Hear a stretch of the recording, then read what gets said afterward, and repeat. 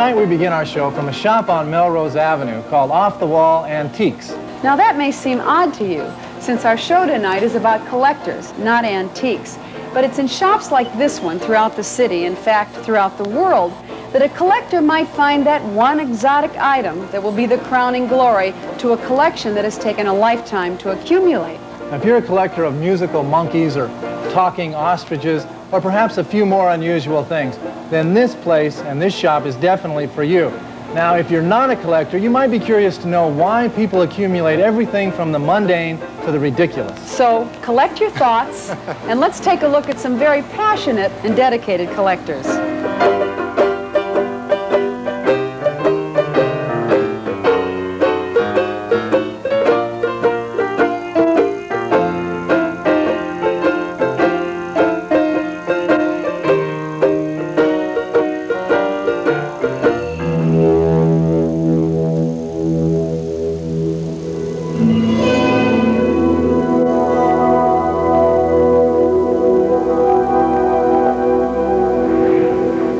I think there's two ways to appreciate the sword. And the first is as a weapon, as a discipline. And this is the way the sword has always been appreciated. As a matter of fact, the sword is often referred to as the soul of the samurai warrior. The second method of appreciation is appreciation of the sword as a work of art. There is a very famous sword maker during the mid-1800s. Actually, he was a court nobleman named Arikoto. And he used to engrave on his blades, before you draw the blade, first polish your own soul. And that's why I think sword is very, very interesting to study, not merely for its monetary value, but from the standpoint that the fine qualities of the blade can in some way reflect the qualities of the human being.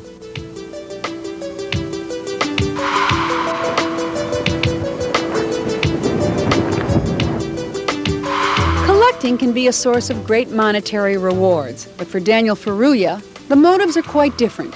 A passion for Japanese history and culture that he developed at an early age provided the initial impetus for his collection.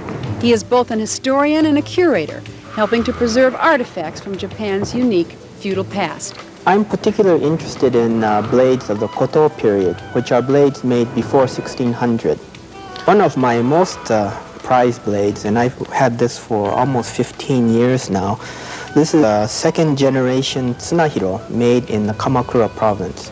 And the first and second generation tsunahiro were the official sword makers to the Hojo regents who succeeded the Minamoto family in the early part of the 13th century.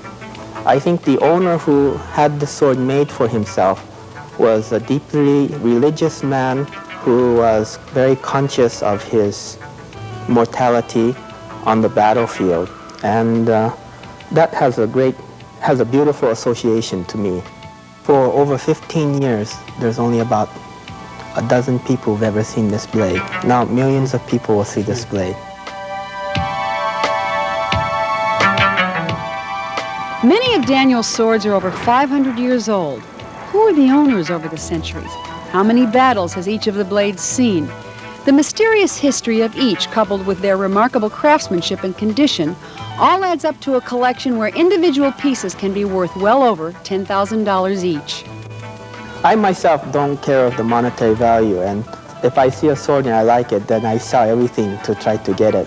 But some swords are worth a great deal of money, and occasionally you may find a sword which you may only pay several hundreds of dollars for, and later you find out it turns out to be a very rare and valuable sword and it's worth $5,000 or $10,000. So, of course, the story of finding a treasure sword right out of the woodwork, always seems improbable, but I always hear it all the time happening, and I always see it happening all the time.